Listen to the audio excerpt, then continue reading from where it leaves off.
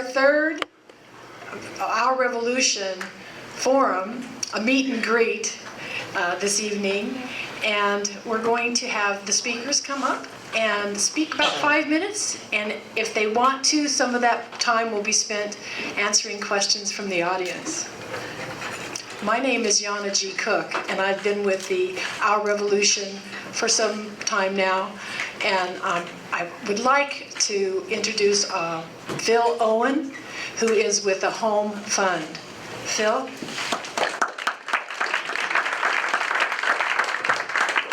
Hi, and welcome. So I serve as co-chair of the Home Fund alongside Jessica Bateman, and in addition to that, I serve as the executive director at Sidewalk, a local nonprofit organization on a mission to wipe out homelessness in Thurston County. Among the many roles that I have served over the last 16 years in our community, one of them was that I served as a live-in volunteer at Bread and Roses, which offered shelter and other services for people on the streets.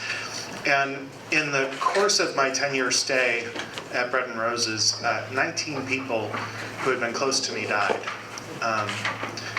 And over the last few years, as I've watched Interfaith Works with their new shelter and watched them host memorial service after memorial service for their guests, it's just been heartbreaking. Their last memorial service was in Heritage Park a couple months ago for a woman named Sandy, and it was apparent at the service how much it hurt the guests and the staff to have lost her, because Sandy was awesome.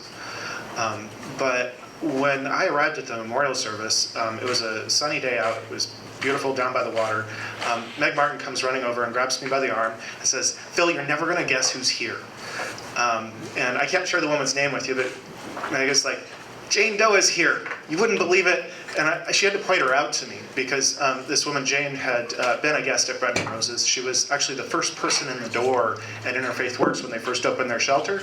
And a little over a year ago, Interfaith Works and a team of other service providers helped her to move into an adult family home where she receives all of the care that she needs now. And the reason why I didn't recognize her, the reason why Meg had to point her out to me, was because she looked so radically different. She had been in terribly rough shape on the streets. She was radically underweight. She was using. She had untreated pretty severe mental illness. And after a year of living in an adult family home, it was just night and day. She had put on weight. She was smiling. She was chatting with people. She was lucid, having a good time, hanging out with her friends. For very vulnerable people who were on the streets, having access to a home is a matter of life and death. Mm-hmm. And I could see this so clearly at a memorial service for one friend who had died, where we were seeing another who was thriving. And what the Home Fund is it's your opportunity as voters to make a difference for those most vulnerable, most gravely disabled members of our community. It's a sales tax proposal of 0.1% that'll fund long-term supportive homes for people with serious disabilities who are experiencing homelessness. And here's what that looks like. If you go to the corner store and you buy a pop, the added cost of this tax is not going to add up to a penny. Right? If you go to a coffee shop and you buy a cup of coffee, the added tax is not going to add up to a penny. If you go to a movie, the added tax is not going to add up to a penny. If you go to a movie and you buy a pop and a cup of coffee, you might pay an extra penny so that our friends on the streets can live. I want to thank you for being here tonight and for your support. We have a sign-up list over in the corner here if you're interested in volunteering. We have a full campaign to run knocking doorbells and gathering endorsements, so come see us. Thank you. All right, my name's Eric Miller, and I also help out with Our Revolution. And I would like to introduce Zena Hartung, who's here to speak on behalf of Port Commissioner candidate E.J. Zita. So, my name is Zena Hartung. Yes, I'm here on behalf of Zita for Port. And if you missed it, my name is Zena, not Zita. So there's that confusion that's going on regularly. Okay, so how did it happen? I'm Proxy tonight. I'm a Port activist, and I have first supported Sue Gunn and now Zita to sit on the Port Commission. But it's not enough. One minority vote on a 3-person commission is a recipe for frustration. The 2 other commissioners always get their way. They silence discussions about the choice to accept military cargoes at the marine terminal. They voted to get more debt to provide the boaters at Swantown Marina with a fuel dock. They vote to accept all sorts of non-containerized cargo just to keep the marine terminal busy, even though the business is usually done on a slim or no margin at all, in fact, in the red. In her own words, Zita has said, "For 2 years, I have been the progressive voice on a port that silenced public comment and makes decisions behind closed doors." So Zita stood with the Standing Rock protesters against the Port of Olympia and their fracking propens. She held listening sessions on military cargo shipments when the other commissioners wanted silence. The facts came out, and the other commissioners were shown to have made secret arrangements with the military and not included that minority voice. Zita was shut out. But the fact is that she's made a difference. Instead of the protests, injuries, and expenses suffered by Olympia during the 2008 military shipments, last year the port's deal was canceled and peace reigned. But what it has meant for Zita has been a near constant struggle as a minority. But being a minority isn't a new thing for her. She studied to be an astrophysicist, and there weren't many other women pursuing that degree. She was only the second female to sit on the Port Commission. She's long had a longtime partner in Nancy Armstrong, who's also seen her own discrimination in the Army. Together, they own a ranch farm raising beef in a way that long ago was sidelined by factory farms. So even though Zita is no stranger to being the outsider, she really can accomplish so much more if only she could be part of the majority at the port. She could strive to make the port show economic accountability, and that would be good for us, for the taxpayers. That would mean no tax increase, and taxes could be tied to economic good for all of the citizens of Thurston County. She could show real support for the brewery redevelopment, for agriculture-related businesses. She could explore other opportunities with an open and accountable format, not business as usual. So I started by asking why I'm willing to do this thing, stand up in front of others, and speak as a proxy for Zita. I would have to answer, it's the environment, stupid. I've lived here for 40 years, and the desire for a healthy South Sound and waters of our many creeks and inlet have long been my priority. You may have seen my crazy letters to the editor of the Olympian, blah, blah, blah. Zita understands we need to pivot to a port that is riveting its focus on what its impact is on the environment. Here's an example. Our port contributes to the degradation of our Bud Inlet. When taken to court to fix its stormwater system that was spewing pollutants into the bay, first the commissioners fought with our money in court so that they didn't have to address it. And eventually they were forced to put in a new treatment system. And then they used it as a PR statement about their commitment to the environment. This sort of doublespeak is not new in Olympia, but it is why so many people find politics so distasteful and dirty.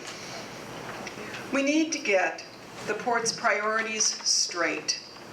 We need leadership there that understands the real pressures of our times: population growth, sea level rise, coupled with possible disasters such as the big earthquake. How would our port respond? Now they are not focused on these issues. They'd rather just carry on shipping Weyerhaeuser logs to China at a financial loss. Zita wants to work with the cities, the tribes, and local organizations to hear our concerns and to recognize the responsibilities of a port for the people. A port for the 21st century. A port that cares about fiduciary responsibility and will put public good over port loyalty. I work for Zita's re-election as a volunteer because I don't see any other way than supporting her and Bill Fishburn for port to create that majority. Oops, I got another paragraph. Sorry, I held up the minute before. All right.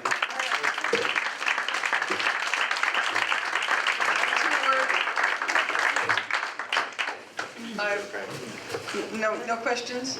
Right? All right, good. Thanks. Thank you, Zena. Next, we have Clark Gilman, but he's not here this evening. He's at City Council. So Daryl Rodrigues is going to speak for him. Thank you, Daryl. Hello, good evening, everyone. I'm Daryl Rodrigues, and I live on the west side of Olympia. I'm the former Chief Defender for Thurston County, and Clark asked me to be here to represent him at this candidates forum because he's over at City Council dealing with an issue relating to my own profession, First Amendment rights. So let me start off by apologizing. I'm wearing a t-shirt. I usually dress up for public speaking things. I'm unshaven and I'm jet lagged. And I'm wearing tourist gear from Washington, D.C., but I'm going to make this relevant. Watch, just trust me. So, National Museum of African American Culture and History, right?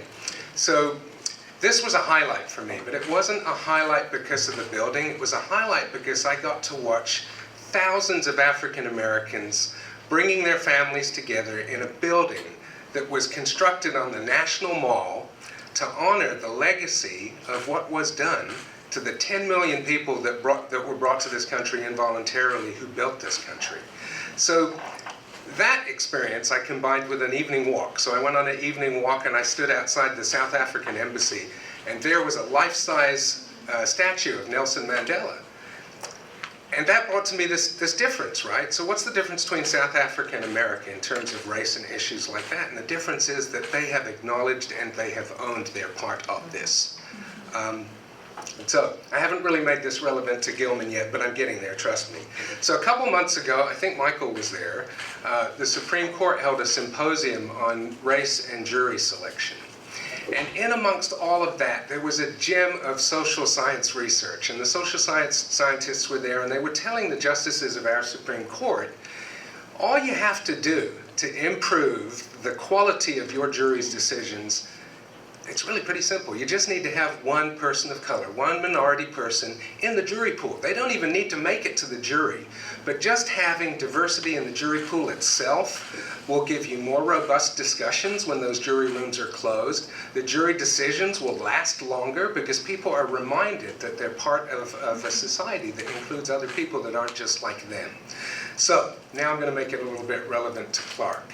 So what do those things have to do with Clark Gilman and his candidacy to retain his position on the Olympia City Council? And part of it's answered by the fact that I'm here while he's down at the City Council objecting to restraints on people protesting in front of their elected officials. He's down there doing that work. So I brought both of those points together to talk about Clark, and I really need to tell you a little bit about Clark in his words. So those things, I think, bring together, for me, a person that will join the other progressive candidates on City Council that I'm supporting. Because what I think this community needs is somebody who will bring those voices together and give voice to some of the disparate folks in our community who've traditionally not had a voice and not been well represented. So earlier this afternoon, Clark sent me a copy of a stump speech that he'd prepared. And it lists kind of an article of faith from him. So these are the things that Clark says he believes. And I've been watching his actions for the past 18 months or so in City Council. And I've gotten to know him over that period of time. And I kind of believe these things too. So I'll just read to you his list. Clark Gilman believes that democracy and society function better when more voices are heard, and that the greatest good for the greatest number will, in time, prove most beneficial for all of us. Clark Gilman believes that people of color should not have to fear a passing police car. He believes that we can have a fair tax system and that wealthy people can stay wealthy while we still share some of that prosperity. As we were just told, even a full-blown trip to Starbucks doesn't even cost you a penny to share some of that wealth. He says that we should take a look at homelessness and view it as just the lack of a home and not any kind of indictment on somebody's work ethic or their moral choices. He also believes that there's brilliance in this community, that we have very bright people in this community who have very good ideas. Some of them just haven't had a voice or a platform to articulate those ideas. And I think that Clark Gilman is one of those folks that will give voice to those people, lead us to a more meaningful and robust discussion about problems. And much like adding diversity to a jury pool, perhaps those discussions will be a little bit more difficult. They may take a little longer because we have to appreciate other perspectives and other worldviews, but ultimately that we'll arrive at solutions that resonate best with all of us and solutions that can be supported and are most sustainable. So vote for Clark Gilman. Thank you, Daryl. And next, we have a proxy for Carolyn Cox. Her name is Linda, and I'm going to mess up your last name. Waring? Waring. Please welcome Linda. Hello, I'm representing Carolyn Cox, who's running for Lacey City Council. Carolyn's not here tonight because she is the current chair of the Lacey Planning Commission, and she is there running that meeting as for a year. The first thing Carolyn said when I agreed to do this was, please. Sorry, would you microphone closer? Oh, so sorry. Please thank them for endorsing me. She is very, very honored that you have endorsed her. Carolyn is, you might call her your environmental and quality of life in Lacey candidate. She is interested in improving the transit service to reduce road congestion and carbon emissions, and over time, she would like to see public transportation going to hybrid to reduce emissions. She is also into having homeowners start using sewer instead of septic systems, and she would like to do that with creating a fund for low-income, like a low-interest loan for homeowners who might not be able to pay the big fee to go to sewer. And she would like to discourage urban sprawl by offering breaks to developers and homeowners who retrofit buildings rather than clearing and creating new buildings. Carolyn really needs your help. She's a competitor in a four-way race, and two of her conservative competitors are outspending her big time. And Carolyn feels the best way to overcome that disadvantage is to engage with voters, and she has several opportunities where she would like you to come out and help her. And if you're willing, Kathy Schroeder over there has a sign-up sheet, and so I'm just going to run through the list. There's a day of doorbelling on Saturday, July 22nd. There's several opportunities to wave campaign signs.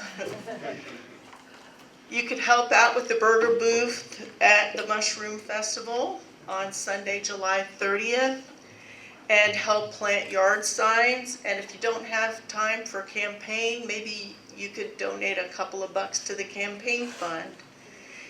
And everybody here is invited to a primary election night party that Carolyn's co-hosting with Zita and Bill Fishburn. And that's at 7:30 to 9:30 p.m. on Tuesday, August 1st at the Lacey Community Center. And does anyone have any questions? Thank you. Next this evening, we have Ryan Tebow from running for Tumwater School Board. Hi, my name's Ryan Tebow. I'm running for Tumwater School Board, position number 4. First of all, I'm a teacher, and I've been a science teacher for the last 12 years in Lakewood, Washington, teaching mostly chemistry. And I'm very passionate about teaching and my job, and especially teenagers and our youth. I'm also a progressive, and what I believe about progressivism is that you really have to believe in public education. I think it's very regressive to be doubtful of public education and treat public education skeptically. So I know that our state and local government can provide the greatest schools for our students, and I strongly oppose any type of charter schools, and I strongly believe in a strong separation of church and state. Going along with that, things like sexual health should be taught from a very scientific and public safety perspective. I strongly support increased taxes, levies, and funds to support schools for a higher pay, for school construction, and I would be pushing for the maximum amount of bonds that Tumwater voters could support. But as a teacher myself, I care very passionately about teachers and having a strong union contract and having a union voice and a voice of labor on the school board, which traditionally isn't represented very well on public school boards. I have been a building representative for my local teacher union for the last 3 years. I often see teachers, and especially beginning, struggling teachers, that try to navigate very complex union issues and understanding their union contract. A teacher union contract is a complicated thing about what a principal can ask you to do or not ask you to do, and often administrators can get away with a lot of things because the teachers aren't aware of their rights. And having a teacher on the school board that knows the rights of teachers and can stand up for teachers. But I'm not just solely for, it's not just teachers that I care about. I also have a son in the district, and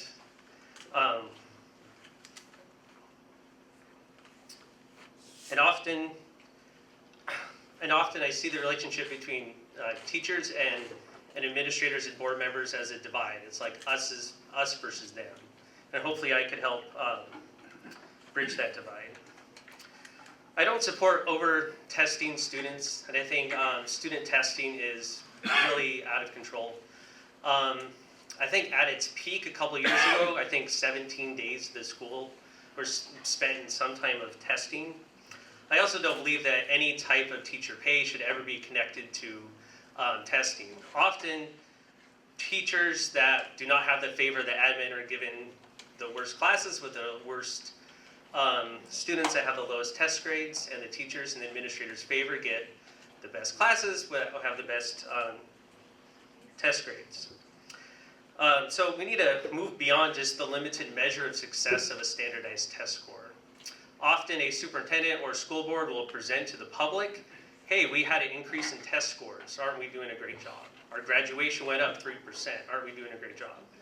Yet those are good things, but there are many other ways to see how well a school is actually functioning. Personally, I went through the, not Tumwater School District, I went through the Shelton School District. And I felt like my high school wasn't meeting my needs. And so I went to Running Start, which is a great program we have in Washington. And I feel that talking to a lot of people in Tumwater, having students go to a Running Start program instead of getting their needs met at our high school. It means something is wrong with our schools if students are going out early to go to a community college. I just have a little bit of time left. Are there any questions? Yeah? Yes? So with the recent passage of the operating budget for the new state fiscal year, and the increase of the property tax that the Republicans have put through in the budget and was adopted, do you think that funding, along with a cap on the levy rate, the local levy rate for the maintenance and operations, do you think that is it going to be adequate funding for? No, I don't think, it's probably not going to be adequate. Oh. So the question was, is the redistribution of funds in the new state budget going to be adequate for meeting the needs? And I definitely wouldn't think so. I know Tumwater teachers are the lowest paid of the surrounding districts, and even if teacher pay couldn't be increased, there are other things in the union contract that we can do to make it better for teachers and the other workers in the district. I mean, there's more things to labor and unionism than just more money. So, thank you. All right, please welcome Carolyn Roos here on behalf of Ann Heitkemper.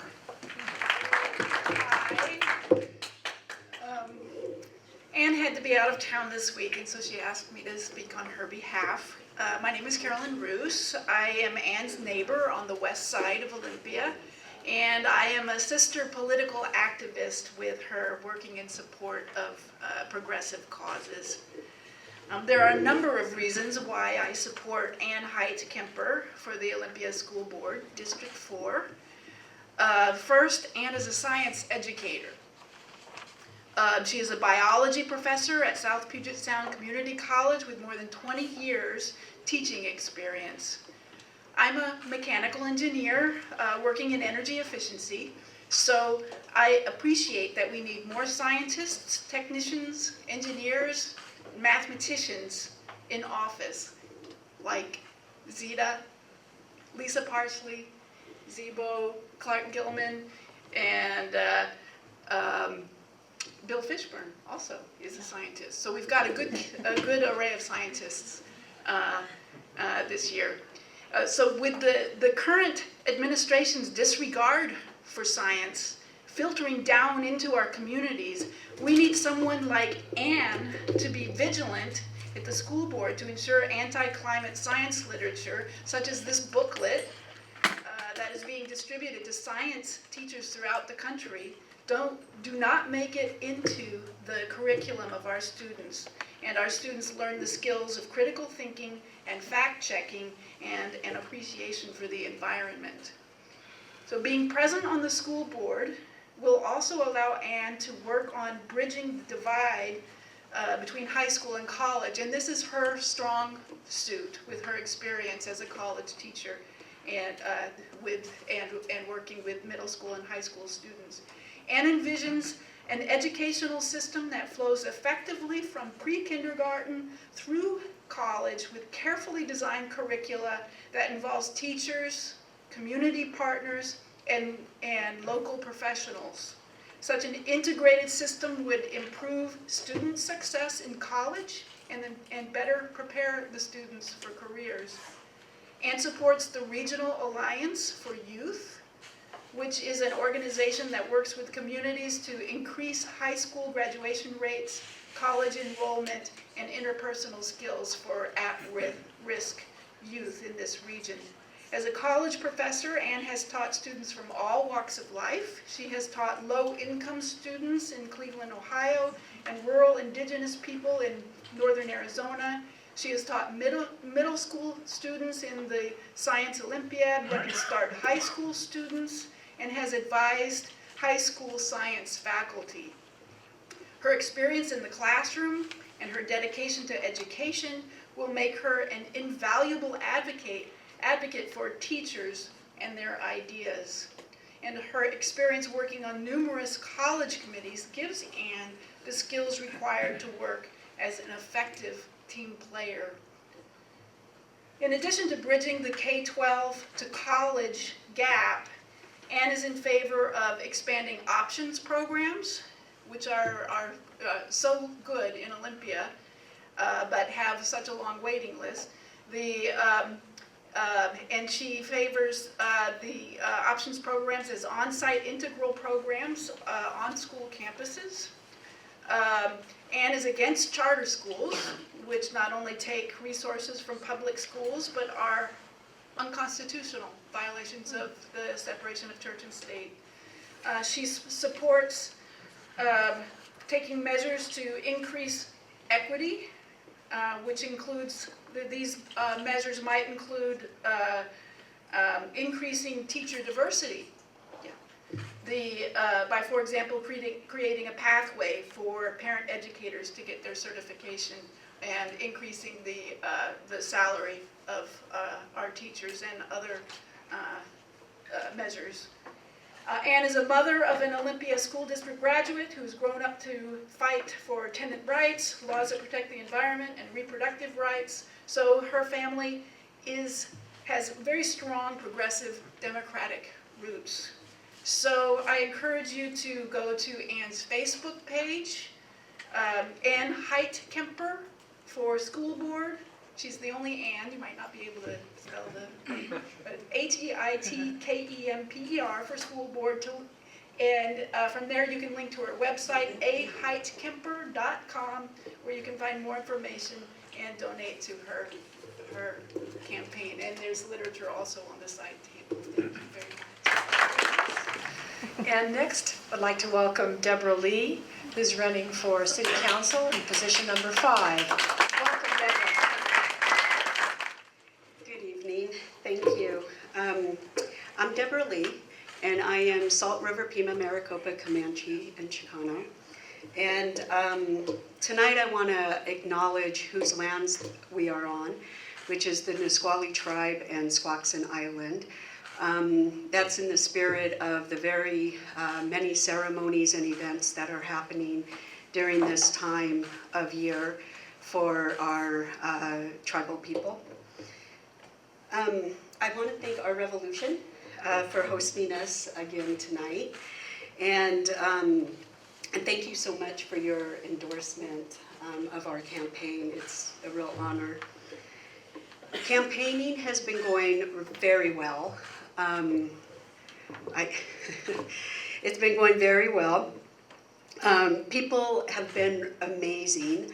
Like Daryl talked about through Clark Gilman's speech. One thing I hear quite a bit while I'm out there is that people are excited about a chance of having diversity on council through my candidacy. One woman said that we talk to a lot. She said that a lot we talk about a lot in our city is diversity, but it's not reflected in our city council, and it's not reflected in City Hall and in our city government.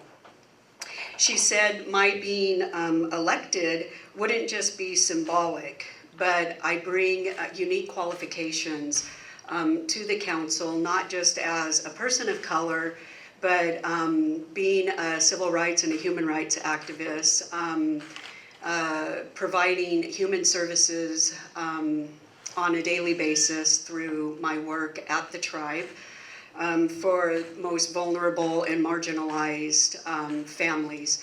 I am a Head Start director out at the tribe, and we serve low-income, at-risk, high-risk families, including homeless families. We serve military families whose husbands and or wives have been deployed, and they are in crisis in many ways. Another couple commented, that with all my experience that I should run for a higher office. But I explained to them that, though I served many years as an appointed official, I was looking to get experience in an elected seat. I've been hearing that from others too, asking me to run for higher office. It's been suggested that I run for county commissioner. And it's even been suggested that I run against Denny Heck. And, that's quite a leap, I think.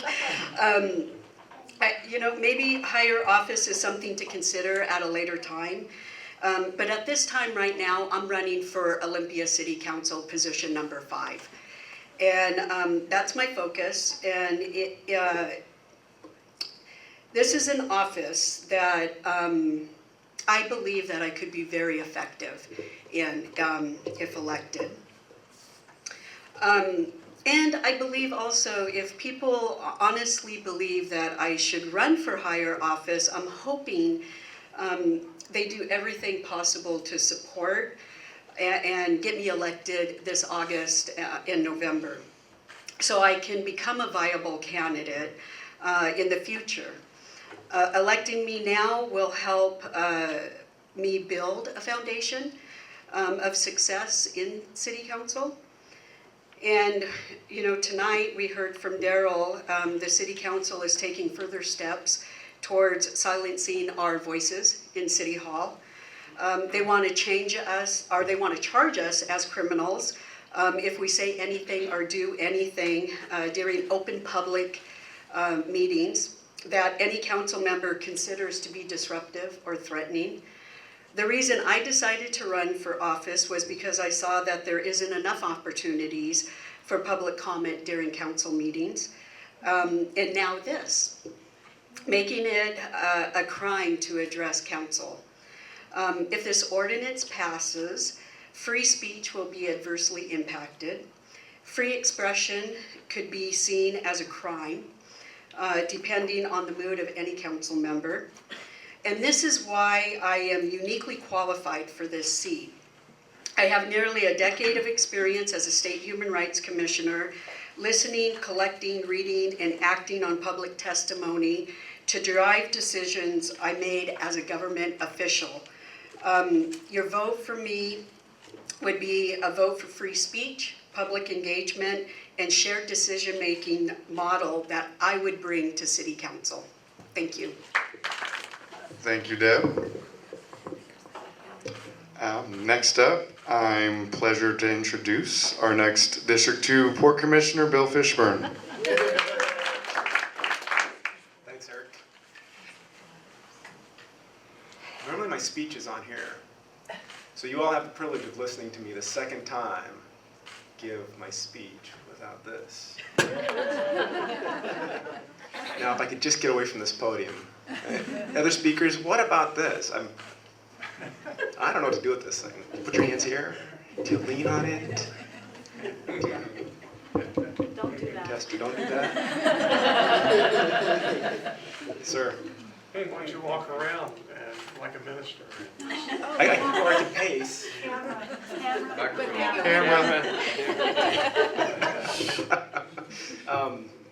I was actually going to start out tonight with a good dad joke. Does anybody have any good dad jokes? These are my favorite. No good dad joke. Come on, Daryl? Yeah. Why was Washington buried at Mount Vernon? I don't know. Why was Washington buried at Mount Vernon? Because he was dead. Perfect.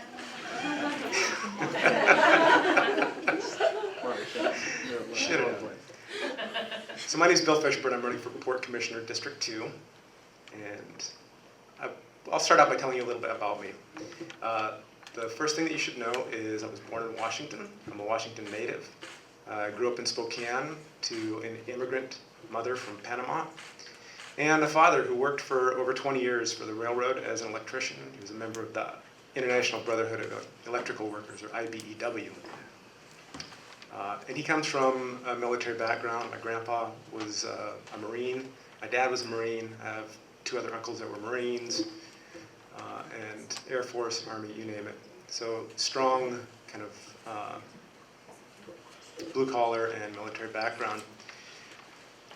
And I got involved with the port because my education is, as mentioned, in engineering, and I saw problems. And engineers solve problems. And I thought, when I looked at the port, some of the things that were problems to me, as Zena mentioned, were a lack of transparency, a lack of involvement of the public, and not just a lack of involvement, but an almost active part of the Port Commission to uninvolve the public. So how many folks know that the port recently removed public comment verbatim from its minutes? If I want to know what your concerns were at the port one night, what statements you made, I can no longer do that. It's because the commission has removed your testimony from those minutes. As I was studying for this position, I went back to 2012, and it was extremely helpful to me to see what comments were being made as far back as 2012. How many folks know that the port is currently $50 million in debt? Show of hands. And it's our taxpayers that are trying to pay that down. $5 million every year trying to pay that down. These are some of the problems I saw and some of the ones that I'd like to solve as your next port commissioner. And that's just a little taste of some of the issues. Typically when I get up in front of a group like this, I stand up and do my stump speech. I'm taking a little bit different tack tonight, because what I'd like to do is hear from you all. What are some of the questions or concerns even that you have about the port? What are some of the problems that you're seeing that you think we need to go address as a commission? Eric Lee. I love driving down 4th Avenue Bridge and looking out at the water, but I don't like seeing raw logs sitting out there. I'd love to see mill work going out. Perfect. Great. Some value-added services maybe at the port. Yeah. That's all right. Oh. He asked. He made a comment that he'd like to see finished lumber leaving our port instead of raw logs, and I think that's a great point, because that's living wage jobs is what it means, right? As opposed to shipping a resource from our area. I've got 1 minute left, sir. Question on increasing revenues. What types of products or what kind of services do you think the port can provide to increase revenues so that we can lower tax? Yeah, I think one of the things that, yeah, absolutely. One of the things that we need to look at, it solves two problems with maybe one stone, is we need to look at renewable energy and the way that we incorporate that into the property that the port owns currently. It's one of the largest landowners in Thurston County right now, and I just think about what if we were using some of those buildings for, I don't know, solar or for geothermal. We've got, we're at the end of the Salish Sea here. Is there some kind of wave activity that we could use to generate electricity? So those are jobs, and it puts energy back into our grid. Tracy? Well, it's only actually through your campaign that I even knew that the whole county was part of Port of Olympia. I'm interested in knowing what the lands are currently being used for and things like that. I have no idea. I'd love to answer that, but I've been told to stop. You can find more information on my website at fishburnforport.com. Thank you, Bill. And next on our list, we have Chelsea Rustad. Am I messing that up? Chelsea. Is it Rustad? Okay, welcome. Hi everyone, thank you, our Revolution Thurston, for hosting and for having me tonight. For those of you who don't know me, my name's Chelsea Rustad, and I'm running for Tumwater City Council, position number 5. And I just want to give you a little bit of background about myself. I am a lifelong Washingtonian. I attended Central Washington University and have a degree in computer science. I have 10 years of public state service in Washington among 3 different agencies, my most recent being my recent appointment with Fish and Wildlife as a QA tester. And I'm also a Democratic Socialist with the SP. And so what does that mean for me in my campaign? I see this as an opportunity to promote and elevate radical socialist ideas at the city council level. And so I wanted to talk about some of the ideas that are central to the campaigns that our revolution is supporting, and how passionate I am about them, because oftentimes with city council we hear a lot about facilities and parks and properties, and that's all well and good. These are important things, but I like to talk about people. I want to talk about human beings and the dignity that is inherent to all of them, and the programs that we can support and we must support with uncompromising resolve to achieve those goals. So what does that mean? Healthcare for all. It's absolutely essential to me. My dad is Mark Rustad, and he has stage 4 medullary thyroid cancer. Not supporting universal health care is simply not an option for me. It's not something that should be tied to employment. It should be everyone in, no one out. And I talk about it because I like to talk about big ideas. Because if we don't push for absolutely everything we know we're worthy of and capable of, we certainly won't get there with empty rhetoric and endless compromising and empty symbolic gestures. So it's something that I like to talk about at every level of government. I think it's something that we can fight for and work towards. Workers' rights is the foundation of everything that SP is about. Because when we talk about workers' rights, we talk about everything from a living wage, which is absolutely essential, to everyone's quality of life, ensuring that people don't have to have multiple jobs, ensuring that they can afford to live in a city with in always endlessly increasing rent and housing costs, and we want to ensure that everyone has coverage for dental coverage, health insurance. These are things that they sound like that we can take for granted and that all employers should provide to especially to their full-time workers, but we know they don't, and they find loopholes and they simply don't, if at all possible. And the fact is that despite what capitalism tells us, workers are entitled to the fruits of their labor. They should have access to ownership of the profit that they produce. And that doesn't mean stock options, that means actual an ownership of a business to which they are employed. So these are all radical ideas, but I want to start the discussion there. I also am very passionate about women's rights. I happen to have endometriosis. I've had a hysterectomy, and I know that dealing with a chronic pain condition and obtaining elective surgery for a disease like that in a culture that tells women oftentimes that preserving your fertility is the most important thing in the world is extremely difficult and a huge challenge, and we don't see a lot of support for women who have to use up their leave regularly for a chronic illness condition such as PCOS or endo. Everyone that I have ever talked about has never even heard of endometriosis, even though anywhere from 6 to 10% of the population in America actually have been diagnosed with it.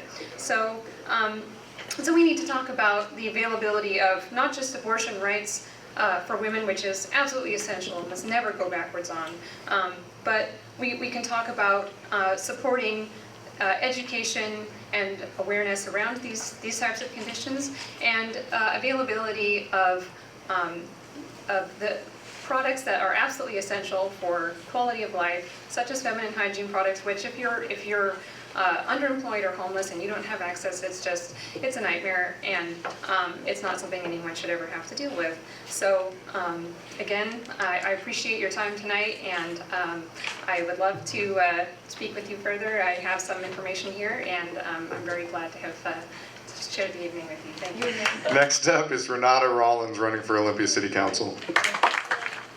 All right, well, thank you, Our Revolution, again for having us here together. My name is Renata Rollins, and I'm running for Olympia City Council, position 6. And I'm standing here tonight because this community has changed my life. And so before getting into the city council campaign and policy and problems, I want to share a story. So if you and I know each other, chances are it's from my work on affordable housing, homelessness, and downtown outreach. But if you had told me 6 years ago that this would be my path, I could not have believed you. I was the kind of person who never went downtown. Partly because I didn't feel I fit in. Partly because I had the impression that it was all really expensive boutiques and I was used to going to thriftier chains like Target and Value Village. And partly because I saw what I assumed to be homeless or rough-looking people, and the visual made me anxious, exhausted, and even afraid. But I've always believed in doing what scares you. So when a job came up a few years ago to walk the downtown streets as an outreach worker with the Olympia Downtown Ambassador Program, I took the leap. And there's so much to say, but the gist of it is this. As much as I hope I make a positive impact on the downtown community, downtown also makes a positive impact on me. I used to drive by and see social problems, but with time, thanks to the Olympia community, I started to see human beings. I started to see friends. I started to see possibilities. And what I came to understand is that cities and communities live and die by our relationships. As individuals, as communities, we rise and fall by the quality of our relationships. This was a huge shift for me. Now, this story isn't about downtown or homelessness. It's not even really about me. It's about us. It's about our human ability to acknowledge our fears and anxieties, to embrace what's possible, and to shift. We're living in extraordinary times. Nationally, of course, but we're facing many of these same forces locally. Whether we're talking about ending the crisis of homelessness, ensuring public safety for the entire public, about improving transit choices, affordability, immigrant sanctuary, restoring the watershed, or surviving climate change, local matters, and our challenges are as interconnected as we all are. And that's why I believe it's imperative to shift our understanding of what the city council can be. I believe the first order of duty for a council member is community outreach, building relationships across differences in culture or circumstance, being the glue and the mirror for Olympia. The current city council and staff have a lot of technically qualified people, But what we're lacking is a path to coexistence in these turbulent times. This takes a community outreach worker. And that's how we start to create a better community and a better world with room for all. In this campaign, we ask, where can we go? And tonight, I'm inviting you to help us find out. We are a viable progressive campaign endorsed by Thurston environmental voters, the local Sierra Club, the State Workers Union WFC 443, the Thurston Lewis Mason Central Labor Council, as well as the National Women's Political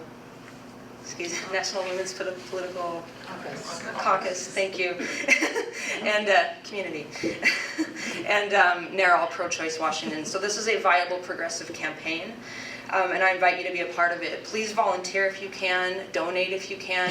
Over at the table we have Rob and Gabe with campaign materials, volunteer sign-up, buttons, donation envelopes. And we have canvassing happening every evening, weekends as well. This Friday and the next Friday, we're going to have a volunteer pizza party with phone banking and data entry at our headquarters, which is at 1014 4th Avenue, right next to the Lucky 7 as you're heading out of downtown. And I guess to close, I really believe in these turbulent times, Olympia is worth fighting for. And thank you for everything that you all do towards that cause. Thanks.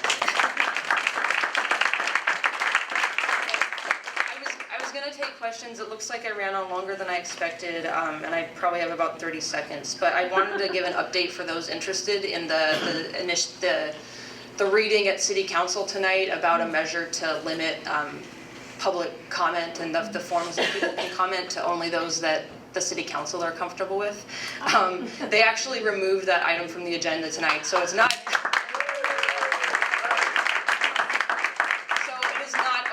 It shows very clearly that we need to shift, but for now we have a victory. Thank you. Next on the agenda would have been Jonathan Kaplan, who is running for the 6th position in the city of Tumwater, but he is at a Tumwater City Council meeting tonight. So he's asked me to speak for him. And he says, while writing a citywide climate change action plan is his #1 issue, climate justice is a central part of that. When climate change migrants arrive in Thurston County and in Tumwater, some or many of these will have a great need for housing and opportunity. Jonathan has always been for the underdog, and he operates on the principle that we are all connected. But while the 1% will do just fine, it's the 99 that he is concerned with, as we all are. Jonathan's also concerned that non-human animals deserve consideration, especially given that we are now in the middle of the 6th great extinction event, with animal and plant species disappearing at a rate of not seen in 66 million years. We need to save every green space, every scrap of wildlife habitat, every wildflower pastures we can, no matter how great the pressure from some developers to put that pressure on us, we must resist. This is not just tree hugging, it is our own self-interest also. Without natural diversity, human beings will die. We cannot build, and pave with ever more box stores and shopping malls and parking lots and trophy homes and gated communities and mow down every tree to build. We all, and the well-off included, must understand this and learn a new paradigm of alternate energy sources, residences built up rather than out, and public transit instead of multiple cars for each family. It's not as hard as it sounds. It all means that we need to work together rather than working apart, rather than keeping each other and ourselves separate in our own little worlds. Is this a revolution? It is, if both a necessary and a beautiful one. One that's based on the notion that all for one and one for all, and the truth of that power lies within all the people. Jonathan wanted to thank our revolution very much for endorsing him, and he can be reached at his address, which is jonathankaplan.wixsite.com, and there's some information on the table over there also. Thank you. So next I'd like to introduce to you Lisa Parshley, also running for Olympia City Council. Thank you. Thank you, Our Revolution, for the endorsement. That means a tremendous amount to me. I was writing an article recently on for the works in progress, and I was trying to put together what I wanted to say. And so it took me back to that morning, that Wednesday morning in November. Do you remember that morning? No. And it was a dark moment for me, and I remember surviving through December and looking into January and realizing that I had to stand up. I had to stand up and run. I couldn't stop being involved. We can't stop being involved. Just because a dark moment, and he who we do not want to name is our president, we have to stand up. That means we have to stand up. And when February came around and I announced my candidacy for the Olympia City Council position number 5, I thought it was going to be straightforward. Little did I know that I was going to grow, just like Renata. I've grown through this last 6 months. What I've learned and what I have evolved into is this is not about one person. This is about all of us. It's about all of the candidates. It's about the port getting along with Olympia City Council. It's about Olympia City Council getting along with Tumwater City Council and Lacey City Council and all of the school boards. Because too long we have worked in our own little spheres and we have not worked together. It is not about I, it is about we. It is about you. You are the boss. It is a government of the people, for the people. And sometimes I think the politicians forget that. And I think right now in Washington, D.C., we are seeing what happens when they forget who the real boss is. And that's every single person in this room. That's every single person who puts the pen to the paper and votes in a little over 2 weeks, who votes in November in a very boring off-year election. No, we can't take that. We have to use this election for a practice for 2018 when we take back the Congress, and then we see what really happened with Russia. We get to see some real tax returns potentially. But what do we do until then? We work locally. The federal government has turned back to us, Affordable Care Act. If Donald Trump and his crew get their way, the state of Washington is going to be responsible for Medicaid and Medicare. The local governments are going to be responsible for taking care of their own environment. If the EPA is cut like Trump wants it to be, the Puget Sound, all those Superfund sites are going to go away. The ports work on the land right near the Children's Museum is going to be funded by all of us. We have to work locally while we keep our eye globally and on DC, but we have to work locally.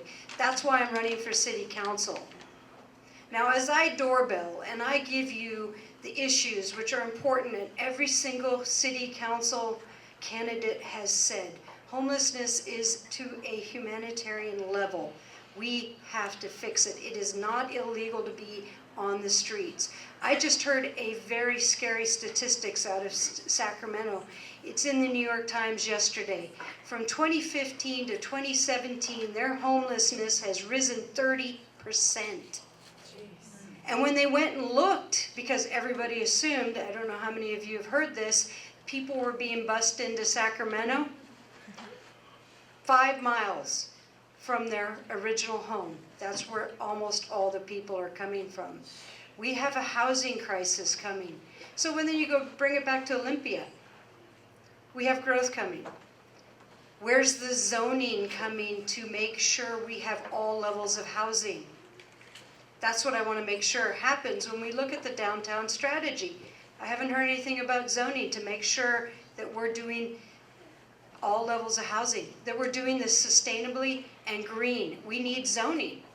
So when people ask me about these issues and how you're going to get it done, we need to be looking at these nitty-gritty things. We need to look at zoning in the downtown strategy. We need to look at housing first and get home fund, but that's just the beginning. Because what happens from the time they hit the street till you get a house, that the city has to own. We can't push that off onto the county. Lastly, how are we going to get all these things done? The city council has to step up and own a few things.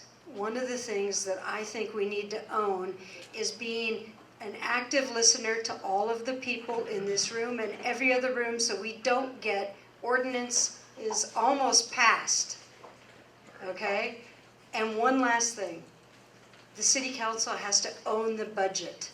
It is theirs. You do not look at it once a year and rubber stamp it. You have to look at it at every meeting, because that's how we get housing first, we get the environment protected, and we get a growth plan that is actually realistic. So I'm here because I don't want it to be about me. I want it to be about us and all of the other candidates. It is about we. Thank you very much. Thank you, Lisa. Next, we would have Michael Althauser, who's running for the Tumwater position number 5, but he is also at the Tumwater City Council.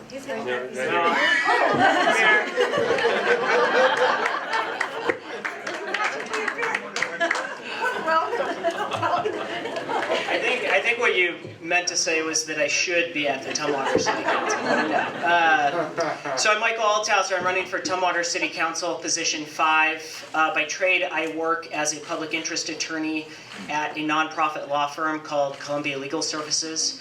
We provide pro bono representation to low-income folks who can't access justice on their own.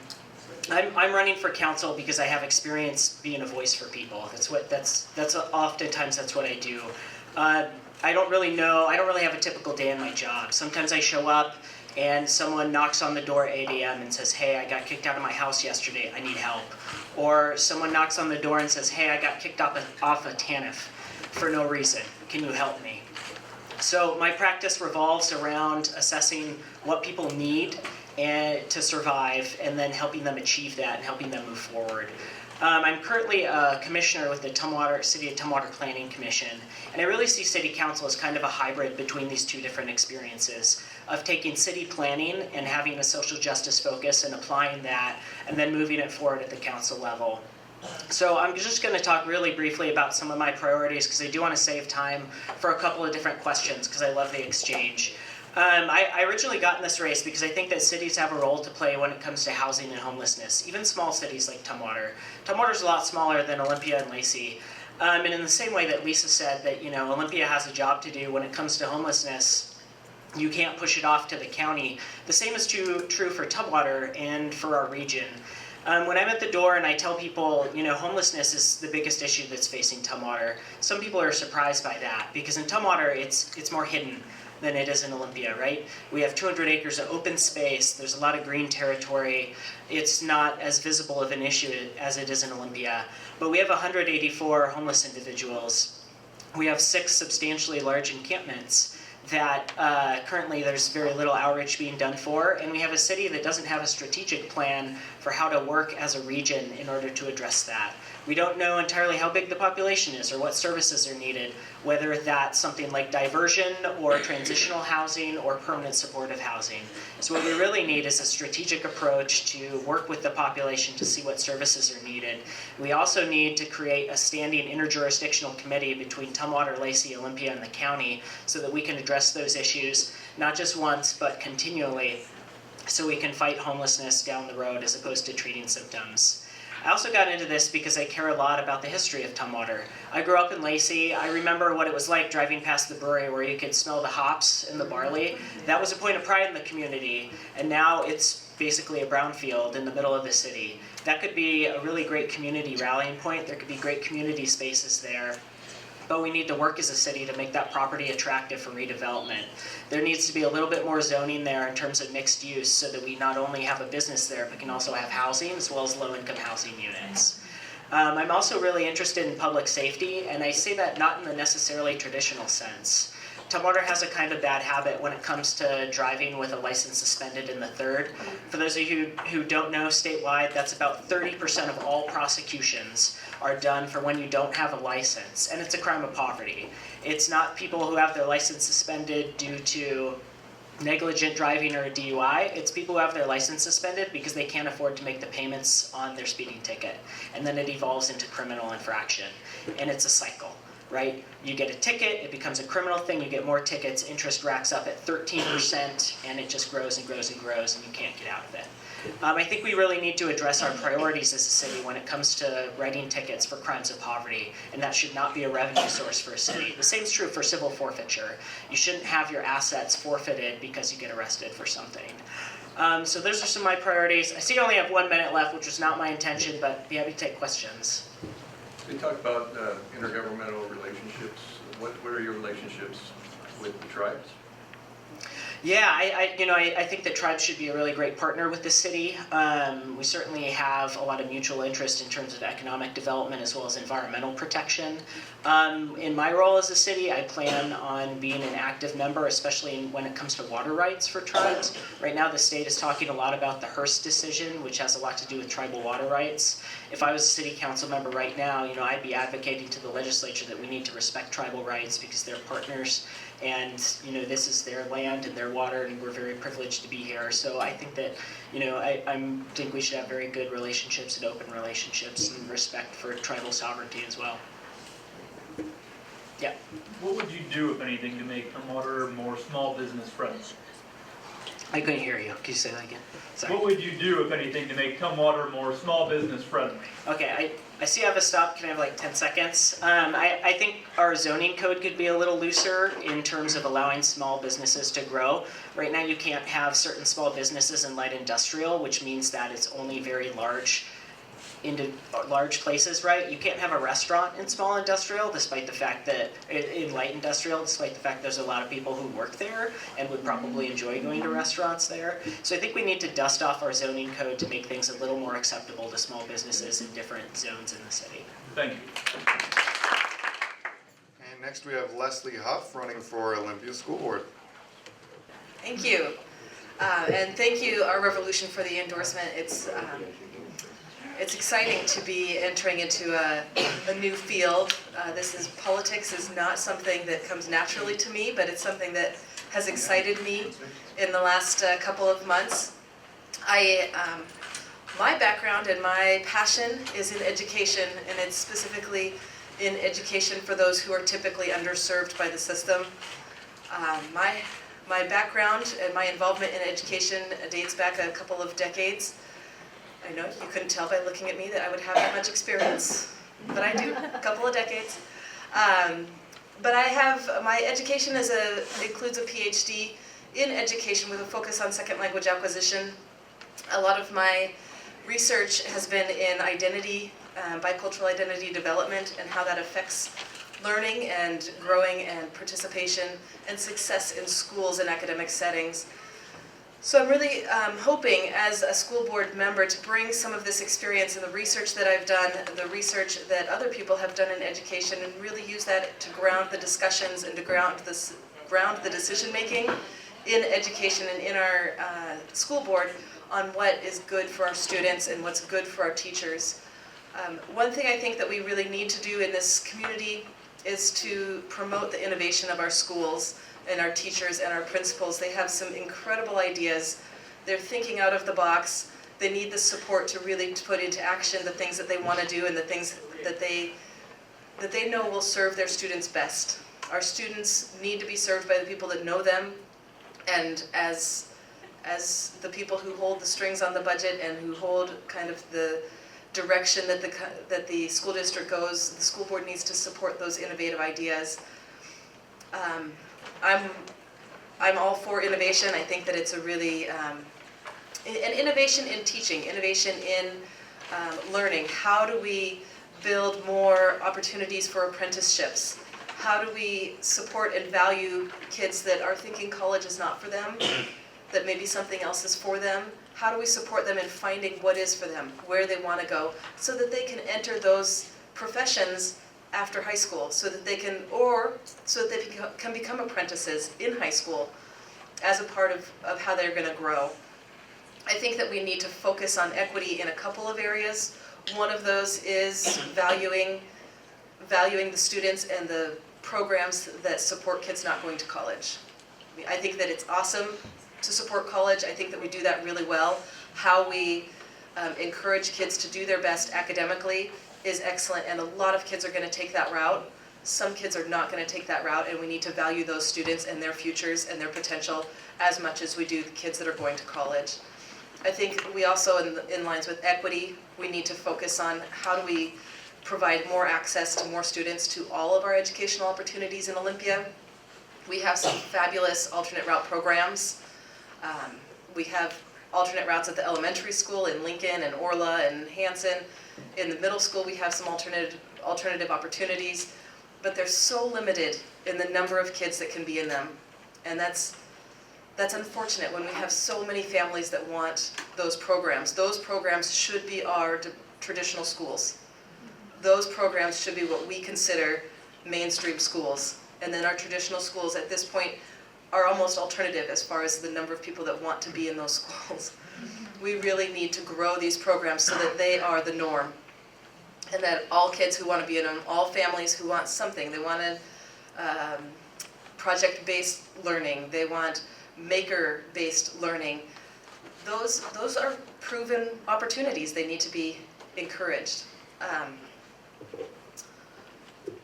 The final piece, I have innovation, I have equity. The final piece that I want to get to, but I will take a little bit of time to say that equity is also making sure that everybody has opportunities to succeed. And right now in our schools, our students of color do not have those opportunities. They're not succeeding in the ways that our white students are. And our LGBTQ community is not succeeding in the ways that our white middle-class students are.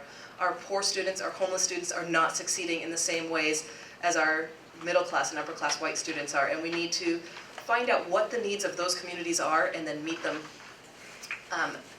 Switching back now to the last thing is engagement. And I really, all of my work, all of my professional work has really involved engagement, and I'm really excited at the opportunities to pull in communities that are traditionally underserved in our schools and see what their needs are and how to better them. My website is leslieforschools.org, and I'm also on Facebook. Please look me up and vote. Thank you, Leslie.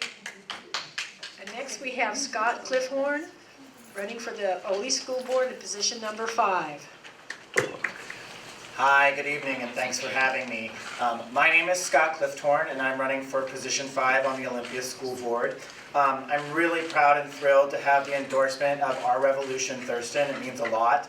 And as I spoke about at our last endorsement forum, our revolution and the politics of working families is something that's very near and dear to my heart. I served as a union organizer in California, in Oregon, and here in Washington State for 15 years. And being out talking with people at their doorsteps, in their community organizations, in our schools, that's my professional background, and it's something that I want to bring to this position. In addition to that, I want to give my thanks to the Thurston County Young Democrats and the Thurston Mason Lewis Central Labor Council, both organizations whose endorsements I'm proud to have.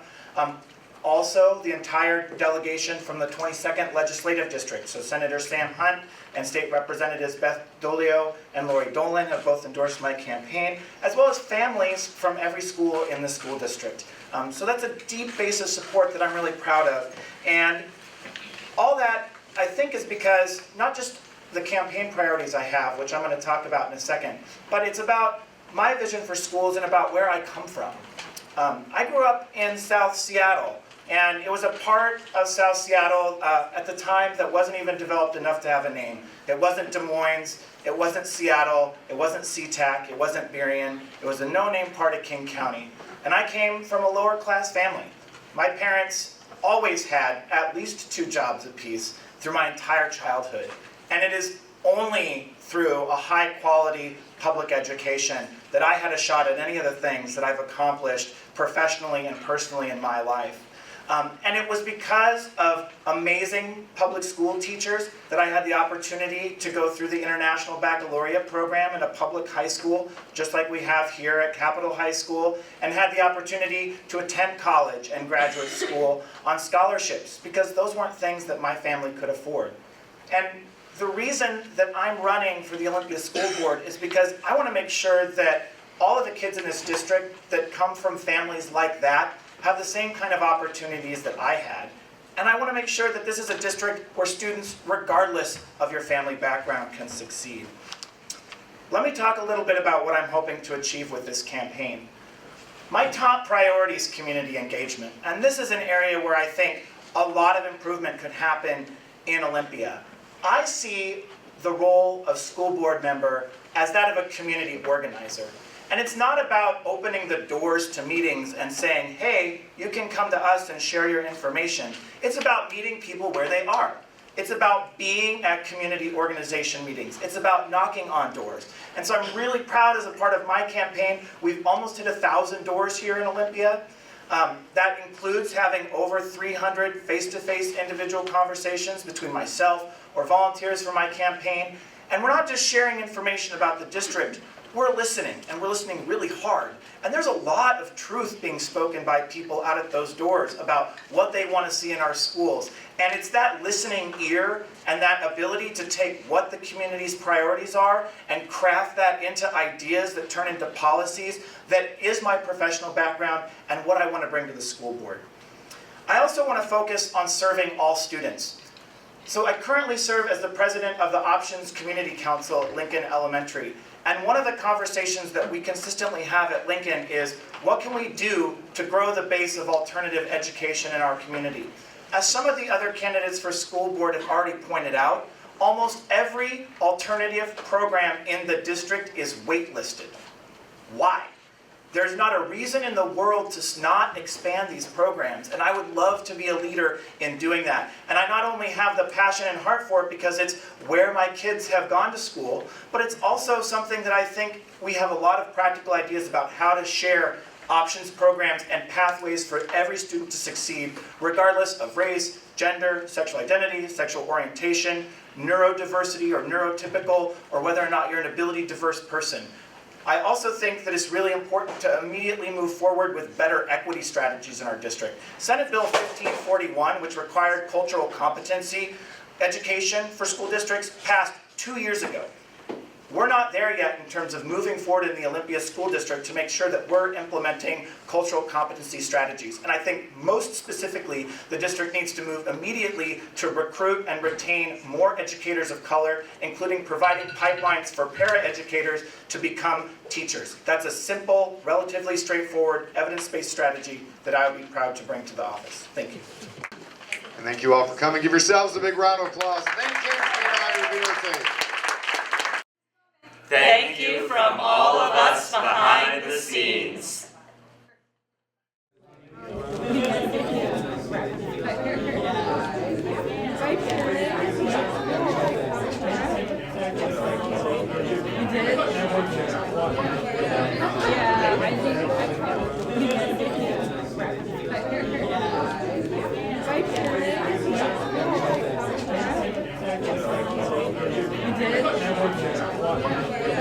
Yeah, I think